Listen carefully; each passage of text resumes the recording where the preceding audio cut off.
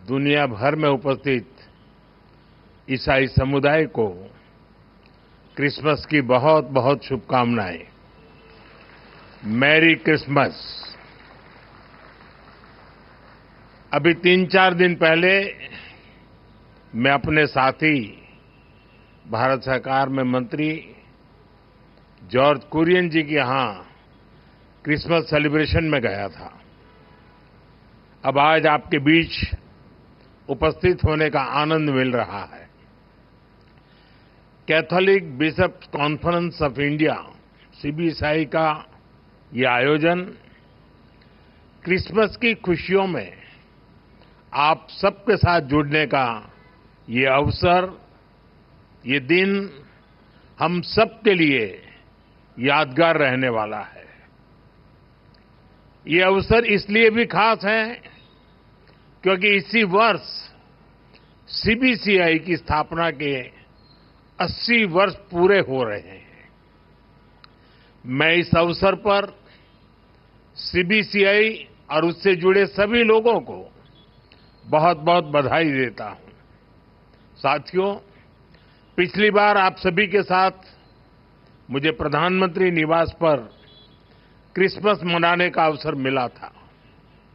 अब आज हम सभी सीबीसीआई के परिसर में इकट्ठा हुए हैं। मैं पहले भी ईस्टर के दौरान यहां सेक्रेड हार्ट कैथेड्रल चर्च आ चुका हूं। ये मेरा सौभाग्य है कि मुझे आप सबसे इतना अपनापन मिला है। इतना ही स्नेह मुझे हिज होलीनेस पोप फ्रांसिस से भी मिलता है। इसी साल इटली में G7 समिट के दौरान मुझे हिज होलीनेस पोप फ्रांसिस से मिलने का अवसर मिला था। पिछले 3 वर्ष में यह हमारी दूसरी मुलाकात थी। मैंने उन्हें भारत आने का निमंत्रण भी दिया है। इसी तरह सितंबर में न्यूयॉर्क दौरे पर कार्डिनल पीट्रो पैरोलिन से भी मेरी मुलाकात हुई थी। ये आध्यात्मिक मुलाकात, ये स्पिरिचुअल टॉक्स, इनसे जो ऊर्जा मिलती है वो सेवा के हमारे संकल्प को और मजबूत बनाती है। साथियों, अभी मुझे हिज एमिनेंस कार्डिनल जॉर्ज कुवाकार्ड से मिलने का और उन्हें सम्मानित करने का अवसर मिला है। कुछ ही हफ्ते पहले हिज एमिनेंस कार्डिनल जॉर्ज कुवाकार्ड को हिज होलीनेस पोप फ्रांसिस के कार्डिनल की उपाधि से सम्मानित किया है। इस आयोजन में भारत सरकार ने केंद्रीय मंत्री जॉर्ज कुरियन के नेतृत्व में आधिकारिक रूप से एक हाई लेवल डेलीगेशन भी वहां भेजा था। जब भारत का कोई बेटा सफलता की इस ऊंचाई पर पहुंचता है तो पूरे देश को गर्व होना स्वाभाविक है। मैं कार्डिनल जॉर्ज कुवाकार्ड को फिर एक बार बधाई देता हूं, शुभकामनाएं देता हूं। साथियों, आज आपके बीच आया हूं तो कितना कुछ याद आ रहा है।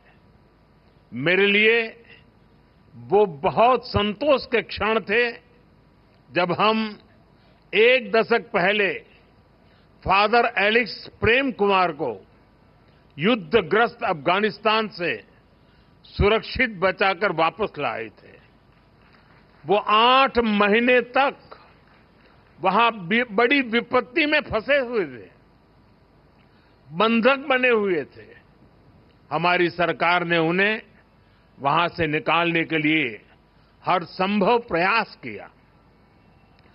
अफगानिस्तान के उन हालातों में ये कितना मुश्किल रहा होगा आप अंदाजा लगा सकते हैं, लेकिन हमें इसमें सफलता मिली। उस समय मैंने उनसे और उनके परिवार के सदस्यों से बात भी की थी। उनकी बातचीत को, उनकी उस खुशी को मैं कभी भूल नहीं सकता। इसी तरह हमारे फादर टॉम यमन में बंधक बना दिए गए थे।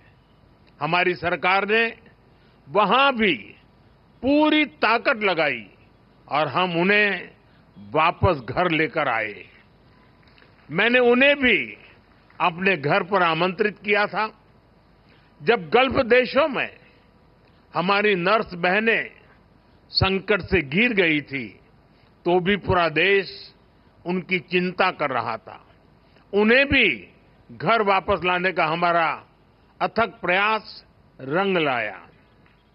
हमारे लिए ये प्रयास केवल डिप्लोमेटिक मिशंस नहीं थे, ये हमारे लिए एक इमोशनल कमिटमेंट था।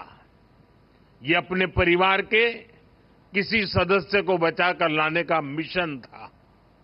भारत के संतान दुनिया में कहीं भी हो, किसी भी विपत्ति में हो, आज का भारत उन्हें हर संकट से बचाकर लाता है, इसे अपना कर्तव्य समझता है। साथियों, भारत अपनी विदेश नीति में भी नेशनल इंटरेस्ट के साथ साथ ह्यूमन इंटरेस्ट को प्राथमिकता देता है। कोरोना के समय पूरी दुनिया ने इसे देखा भी और महसूस भी किया।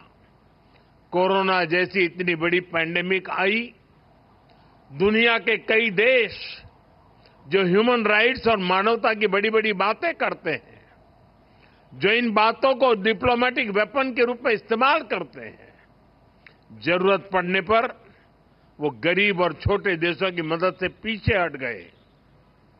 उस समय उन्होंने केवल अपने हितों की चिंता की, लेकिन भारत ने परमार्थ भाव से अपने सामर्थ्य से भी आगे जाकर कितने ही देशों की मदद की। हमने दुनिया के 150 से ज्यादा देशों में दवाइयां पहुंचाई, कई देशों को वैक्सीन भेजी। इसका पूरी दुनिया पर एक बहुत सकारात्मक असर भी पड़ा। अभी हाल ही में मैं गयाना दौरे पर गया था, कल मैं कुवैत में था। वहां ज्यादातर लोग भारत की बहुत प्रशंसा कर रहे थे। भारत ने वैक्सीन देकर उनकी मदद की थी और वो इसका बहुत आभार जता रहे थे। भारत के लिए ऐसी भावना रखने वाला गयाना अकेला देश नहीं है। कई island Nations, Pacific Nations, Caribbean Nations Bharat की प्रशंसा करते हैं। भारत की ये भावना, मानवता के लिए हमारा ये समर्पण, ये ह्यूमन सेंट्रिक अप्रोच ही 21वीं सदी की दुनिया को नई ऊंचाई पर ले जाएगा। Friends, the teachings of Lord Christ celebrate love, harmony, and brotherhood. It is important that we all work to make this spirit stronger. But it pains my heart when there are attempts to spread violence and cause disruption in society. Just a few days ago, we saw what happened at a Christmas market in Germany. During Easter in 2019, churches in Sri Lanka were attacked. I went to Colombo to pay homage to those who lost in the bombings. It is important to come together and fight such challenges. Friends, the Christmas is even more special as you begin the Jubilee year, which you all know holds special significance. I wish all of you the very best for the various initiatives for the Jubilee year. This time, for the Jubilee year, you have picked a theme which revolves around hope. The Holy Bible sees hope as a source of strength and peace. It says, there is surely a future hope for you, and your hope will not be cut off. We are also guided by hope and positivity. Hope for humanity, hope for a better world, and a hope for peace, progress and prosperity. साथियों, बीते 10 साल में हमारे देश में 25 करोड़ लोगों ने गरीबी को परास्त किया है। ये इसलिए हुआ क्योंकि गरीबों में एक उम्मीद जगी कि हां, गरीबी से जंग जीती जा सकती है। बीते 10 साल में भारत 10वें नंबर की इकोनॉमी से 5वें नंबर की इकोनॉमी बन गया। ये इसलिए हुआ क्योंकि हमने खुद पर भरोसा किया, हमने उम्मीद नहीं हारी और इस लक्ष्य को प्राप्त करके दिखाया। भारत की 10 साल की विकास यात्रा ने हमें आने वाले साल और हमारे भविष्य के लिए नई होप दी है, ढेर सारी नई उम्मीदें दी है। 10 साल में हमारे यूथ को वो अपॉर्चुनिटीज मिली हैं जिनके कारण उनके लिए सफलता का नया रास्ता खुला है। स्टार्टअप से लेकर साइंस तक, स्पोर्ट्स से एंटरप्रेन्योरशिप तक, आत्मविश्वास से भरे हमारे नौजवान देश को प्रगति के नए रास्ते पर ले जा रहे हैं। हमारे नौजवानों ने हमें एक कॉन्फिडेंस दिया है, ये होप दी है कि विकसित भारत का सपना पूरा होकर रहेगा। बीते 10 सालों में देश की महिलाओं ने एम्पावरमेंट की नई गाथाएं लिखी है। एंटरप्रेन्योरशिप से ड्रोन तक, एरोप्लेन उड़ाने से लेकर आर्म फोर्सेज की जिम्मेदारियां तक, ऐसा कोई क्षेत्र नहीं जहां महिलाओं ने अपना परचम न लहराया हो। दुनिया का कोई भी देश महिलाओं की तरक्की के बिना आगे नहीं बढ़ सकता। और इसलिए आज जब हमारी श्रम शक्ति में, लेबर फोर्स में, वर्किंग प्रोफेशनल्स में विमेन पार्टिसिपेशन बढ़ रहा है, तो इससे भी हमें हमारे भविष्य को लेकर बहुत उम्मीदें मिलती हैं, नई होप जगती है। बीते 10 सालों में देश बहुत सारे अनएक्सप्लोर्ड या अंडर एक्सप्लोर्ड सेक्टर में आगे बढ़ा है। मोबाइल मैन्युफैक्चरिंग हो या सेमीकंडक्टर मैन्युफैक्चरिंग हो, भारत तेजी से पूरे मैन्युफैक्चरिंग लैंडस्केप में अपनी जगह बना रहा है। चाहे टेक्नोलॉजी हो या फिनटेक हो, भारत न सिर्फ इनसे गरीब को नई शक्ति दे रहा है, बल्कि खुद को दुनिया के टेक हब के रूप में स्थापित भी कर रहा है। हमारा इंफ्रास्ट्रक्चर बिल्डिंग पेस भी अभूतपूर्व है। हम न सिर्फ हजारों किलोमीटर एक्सप्रेस वे बना रहे हैं, बल्कि अपने गांवों को भी ग्रामीण सड़कों से जोड़ रहे हैं। अच्छे ट्रांसपोर्टेशन के लिए सैकड़ों किलोमीटर के मेट्रो रूट्स बन रहे हैं। भारत की ये सारी उपलब्धियां हमें ये होप और ऑप्टिमिज्म देती हैं कि भारत अपने लक्ष्यों को बहुत तेजी से पूरा कर सकता है।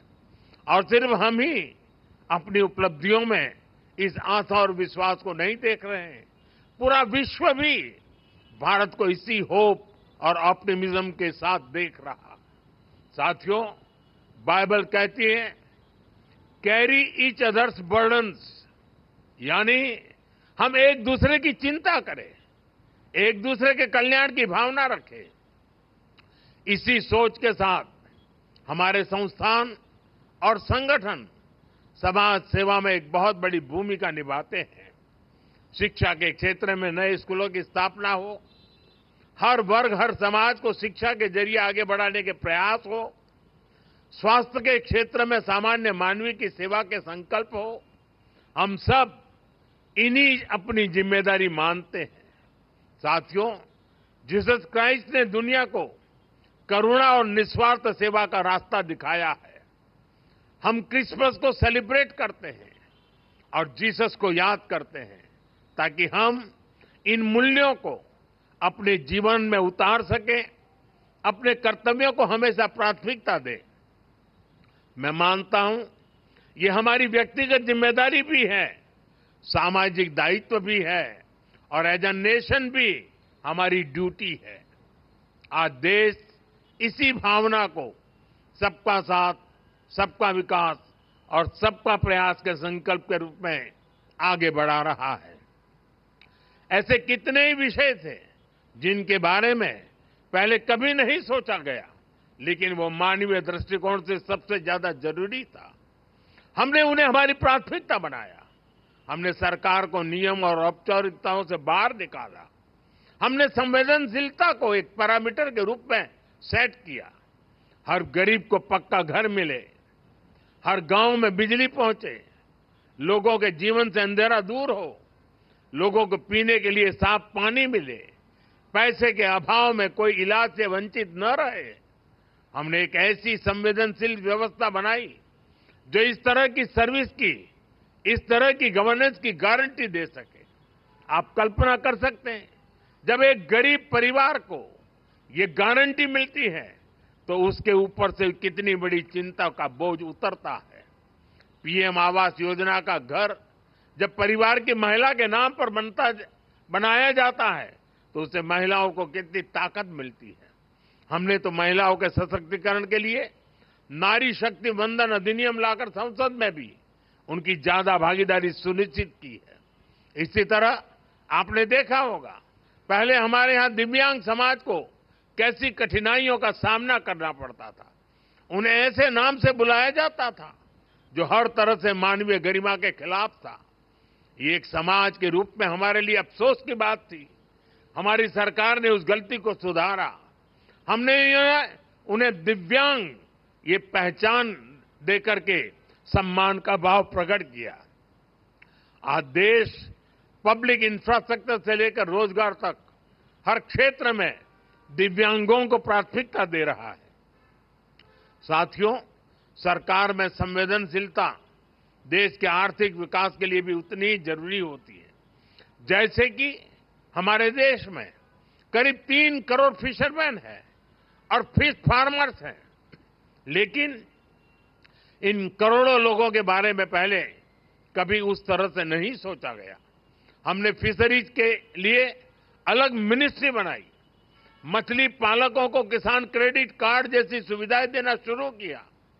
हमने मत्स्य संपदा योजना शुरू की। समंदर में मछली पालकों की सुरक्षा के लिए कई आधुनिक प्रयास किए गए। इन प्रयासों से करोड़ों लोगों का जीवन भी बदला और देश की अर्थव्यवस्था को भी बल मिला। Friends, from the ramparts of the Red Fort I had spoken of सबका प्रयास. It means collective effort. Each one of us has an important role to play in the nation's future. When people come together, we can do wonders. Today, socially conscious Indians are powering many mass movements. Swachh Bharat helped build a cleaner India.